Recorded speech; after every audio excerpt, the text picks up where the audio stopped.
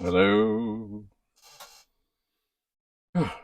Welcome to the box room. I have another box to go through. And indeed, there are some weird things here. For example, this thing given out by Royal Bank. It's a cute little Royal Dominion Security, sorry. It has this little thing that pops open, Executive Club, 1994. And it has in it seems to be a radio.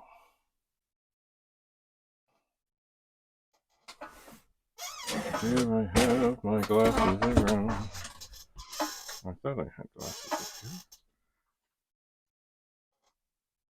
Huh. It's very hard to read because, of course, they sort of have black on black.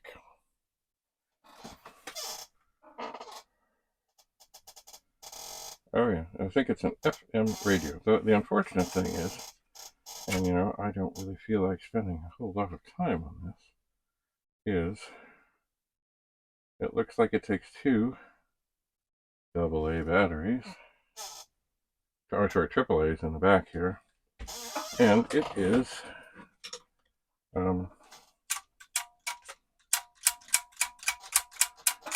it's corroded. Like maybe there was a bad battery in there. I'm just taking a screwdriver. Now I think I'm going to start a new box or pile or something. I think this is just, look. It has an antenna. Ooh, anyway, it's 29 years old. It doesn't really stay closed properly anymore. Is that supposedly open? Oh, look, if I push it, it might open ever so gently, or it might not.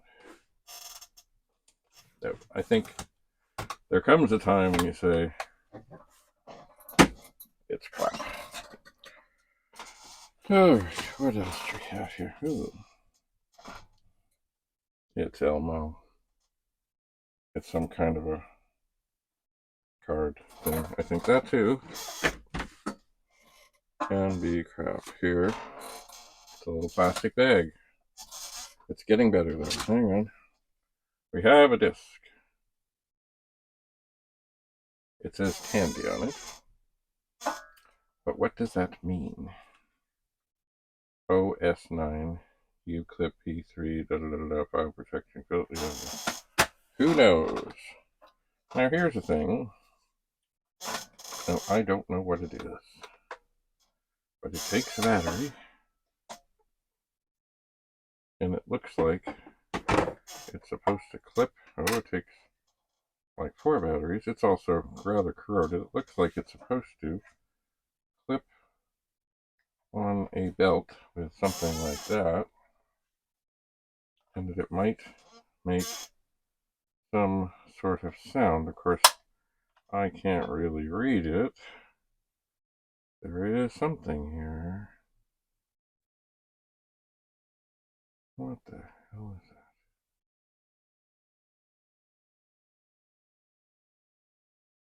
Could be some sort of alarm thing. I don't know. You know what? I think it too is falling into the category of might have been cool at some point.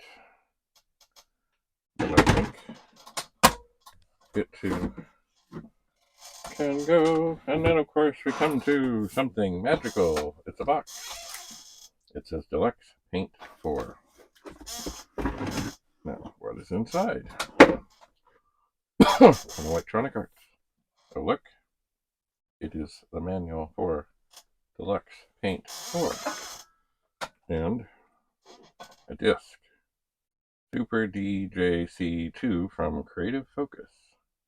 Amiga Color Primer Driver for Hewlett Packard DeskJet. Copyright 1992. Look at that. I guess whoever had this might have had that printer. Here's some more documentation things, and oh, wait for it.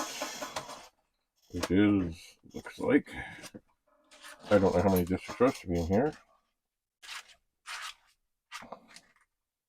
but we have Art Disk 1, Art Disk 2, Program Disk, Bonus Utility Disk, all from Electronic Arts, and they certainly got things printed nicely on the discs.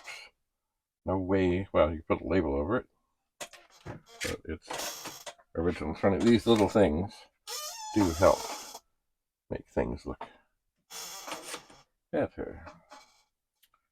Deluxe, oh, this is Deluxe, oh, wait a sec, this is Deluxe Video 3.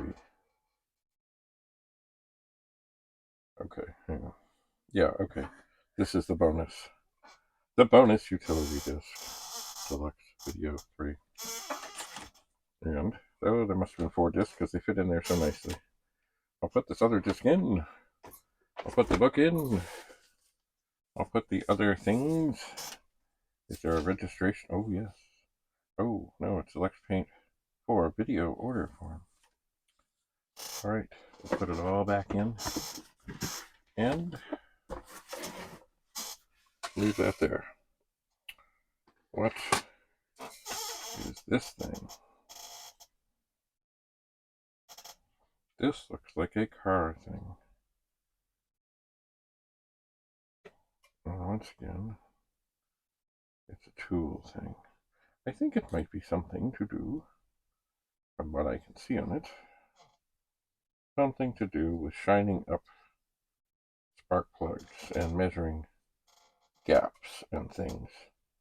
Almost like a multi-purpose, like a Swiss Army knife thing. And I think also there's a little thing here, right in the middle, the little hole there. Oh, look, there I am in the mirror. Oh.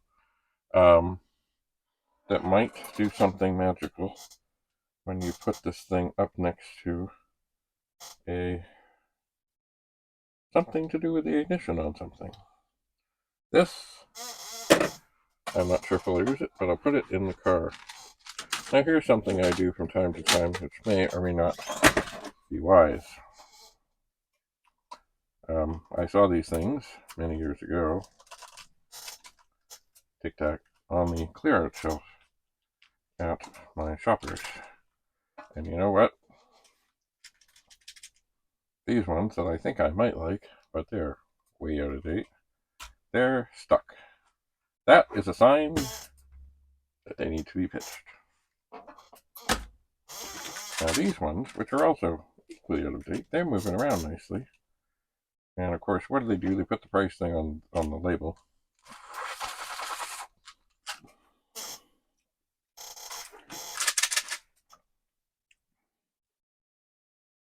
Yep, the label that would tell me what the flavor is. Well, that might be okay. Oh, look, there's more. And here, no idea why, it's a spoon. Go downstairs. And here are some discs. More. 3 more marked candy. OS9, OS9, OS9. Candy.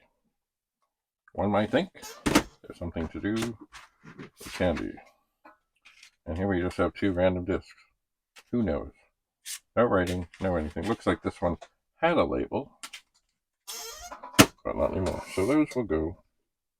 And now here, oh look, it's supposedly, well, it's a box for a Commodore 1352 mouse, and this mouse is supposed to be used with the Commodore PC3 product family and Colt. Also suitable as an additional mouse on the Commodore Amiga 500. May not be available in all countries. Oh, okay, see. what this is saying is the computer may not be available in all countries. Well, let's have... Oh. What is this? It is a cable.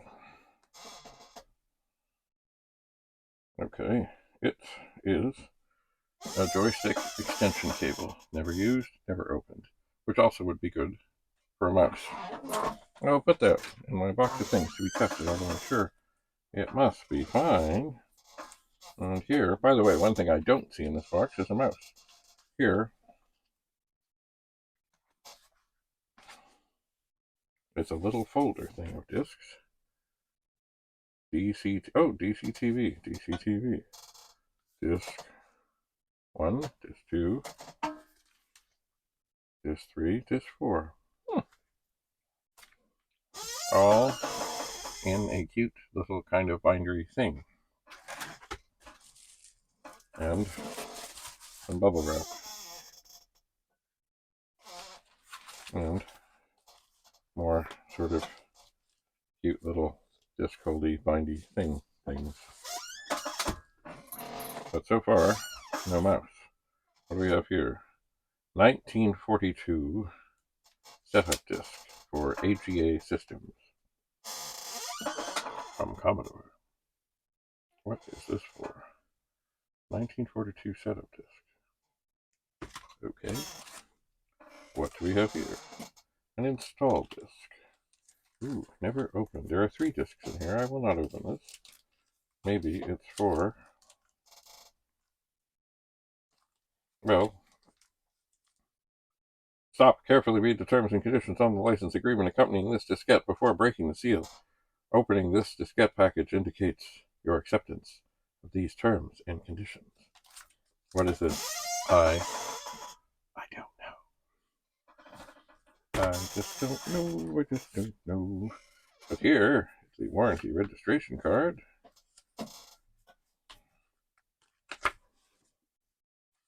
Here, what is this? Oh, it's a French one. What is this? Oh, if your diskette becomes damaged or worn out, return this form with your damaged diskette and $10 to Commodore Business Machines. Cute. Well, the only thing to do with the mouse here... Oh, wait, is there something in here? Oh, there is. There's a disc. Ooh, never opened. 1352 PC utility disc. And more warranty cards. Yay. Well, no mouse. Well, I think what I will do, because these things came in here, I'll put them back in here. And I'll set them over with Amiga things.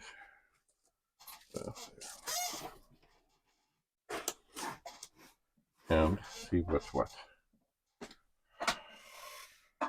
Now, here is an interesting thing. Whoa. Ooh, I'm hitting things. I'm not gonna. This is a Heath Zenith microcomputer learning system. And the idea is that in here somewhere is, I believe, a 6800 chip.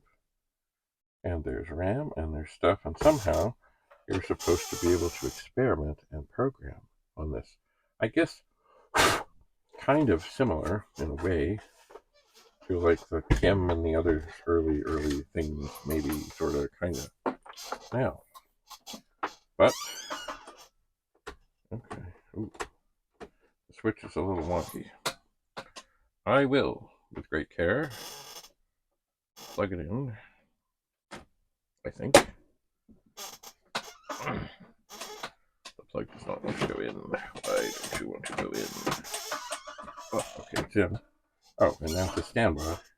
I will now turn it on. Oh, that's funny. So it has, oh. Okay, I guess it just has a little red thing that stays on when it's plugged in. But when you take and put this switch, which is kind of sticky, over, it comes and says, look, CPU up. And I would imagine with, like, there's all kinds of things here.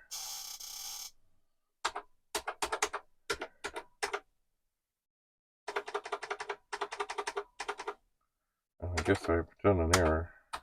CPU up, it says.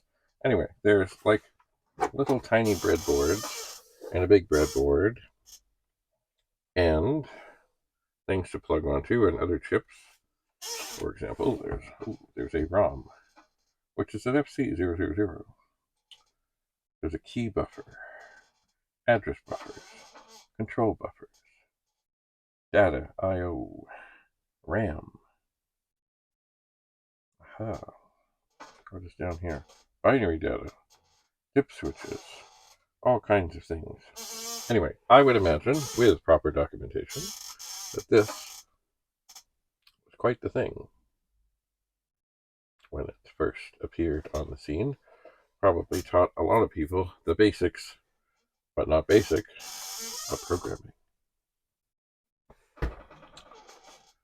Heath Zenith. Caution. What is it exactly? It's a ETW 3400A 30 watts. Caution. Disconnect supply cord. Yes. Interesting. And unfortunately, it's missing one little rubber foot. Oh well. The CPU is up, I say. Hang on, I can get a closer look. The CPU is up and awake.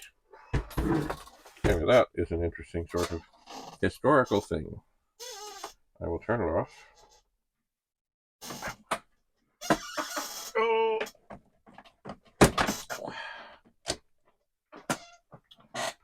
Pull that bit. Alright. We're almost done. Oh, now here is a magical thing.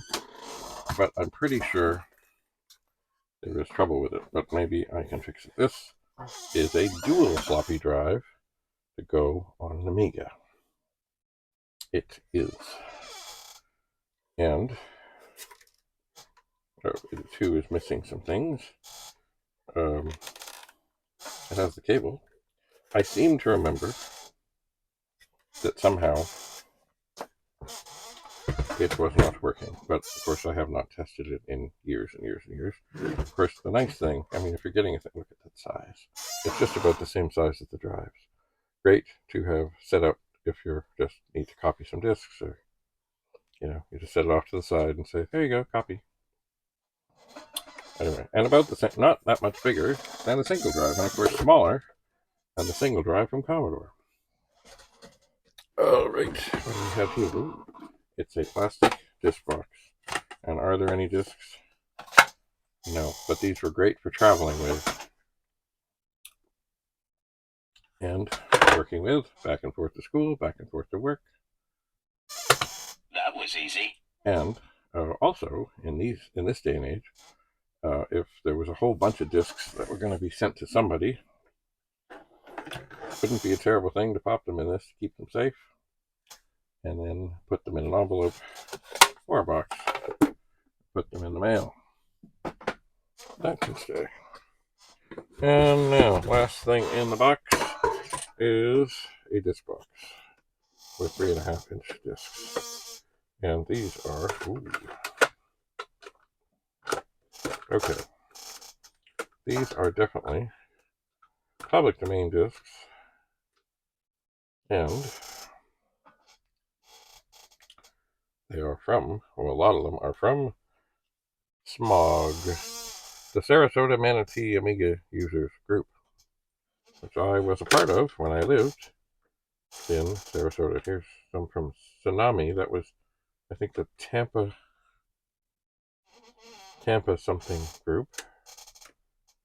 And then there's others, just PD17, PD27.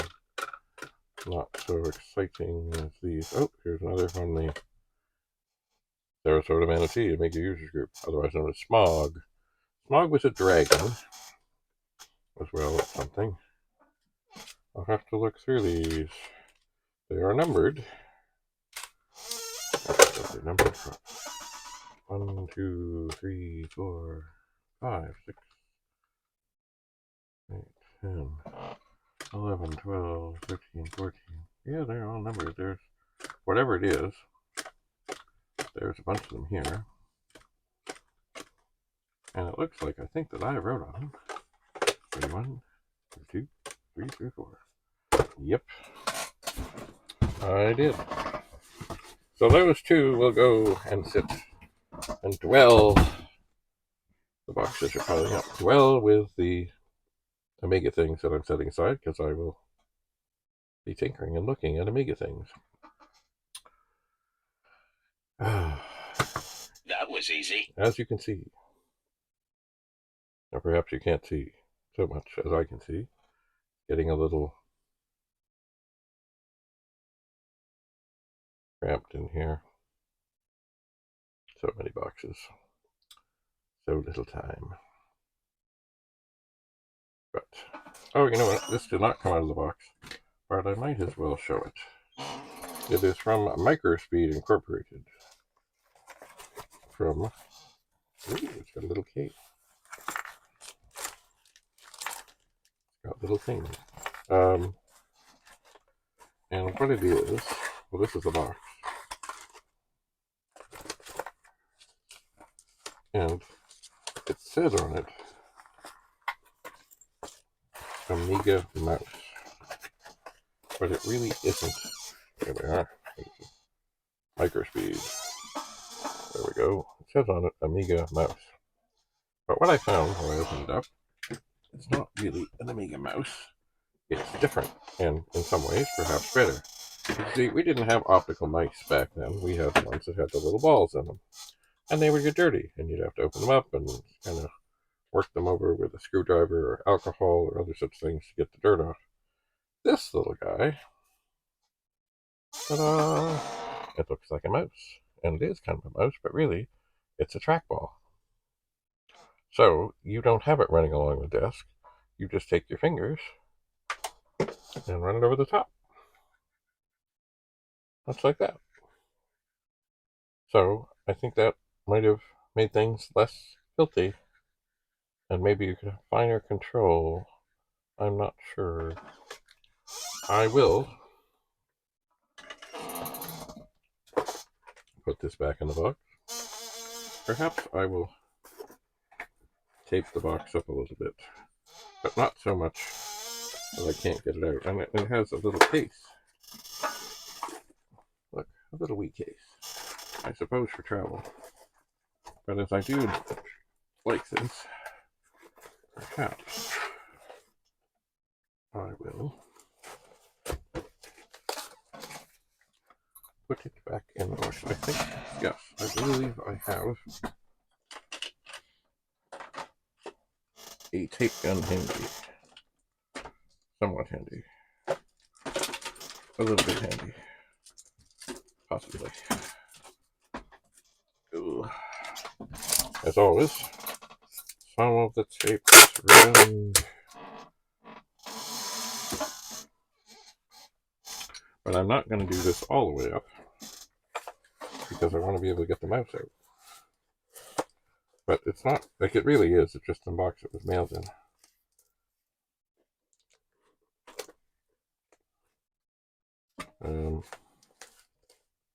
Yes.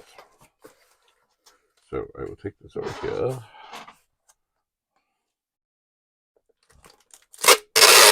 Turn it down. Turn it around a bit. Rip it off. There. So it's more secure, but I can still, when I get to it again, take the mouse out.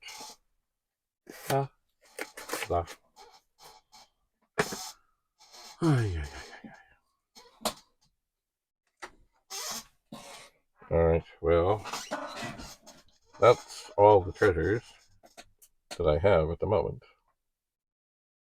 from the basement. Now, after I stop recording, I will kind of tuck things away on shelves At some point, I'm going to have to do some more work on some more boxes here. Because even though I figured I'd never run out of room in the box room, it's possible. It is. Anyway. That was easy. Thanks for coming more and more. Of course, it feels like the Twilight Zone.